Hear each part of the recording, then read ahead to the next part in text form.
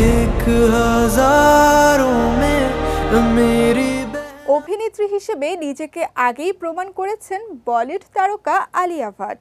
দর্শকের ভালোবাসা থেকে ভারতের জাতীয় চলচ্চিত্র পুরস্কার ক্রমেই নিজের অর্জনের পাল্লা ভারী করে চলেছেন তিনি। তবে অভিনয়ের বাইরে তার আরও একটি প্রতিভা রয়েছে যেটা সম্পর্কে খুব বেশি জানেন না তার ভক্ত অনুরাগীরা, আর সেটি হলো গান।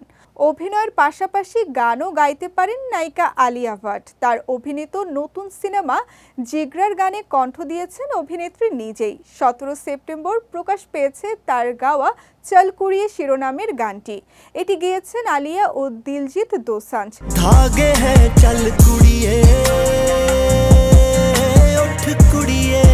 গানের ভিডিওটিতেও আছেন তারা দুজন।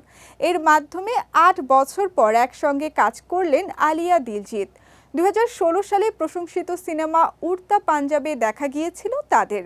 সে সিনেমায় এক কুড়ি শিরোনামের একটি গান রয়েছে যা এখনও শ্রোতাদের মুগ্ধ করে। ওই গানের নামের সঙ্গে নতুন গানটির নামের মিল রয়েছে। গানটি লিখেছেন হরমনজিৎ সিং, সঙ্গীতায়োজন করেছেন মনপ্রীত সিং।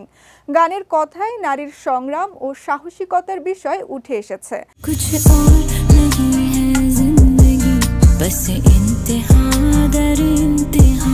আলিয়া দিলজিতের সমন্বিত কণ্ঠ ও পারফরমেন্স বেশ সাড়াও পাচ্ছে।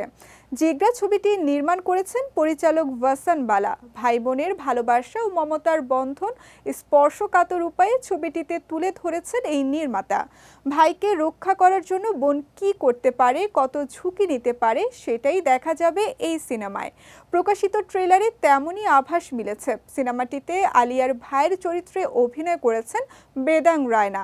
চলতি বছরের 11 অক্টোবর ভারতের প্রেক্ষাগৃহে মুক্তি পাবে সিনেমাটি। এর আগেও গায়িকার ভূমিকায় পাওয়া গেছে আলিয়াকে। হাইওয়ে সিনেমাতে সুহাসাহা গানটিতে কণ্ঠ দেন তিনি।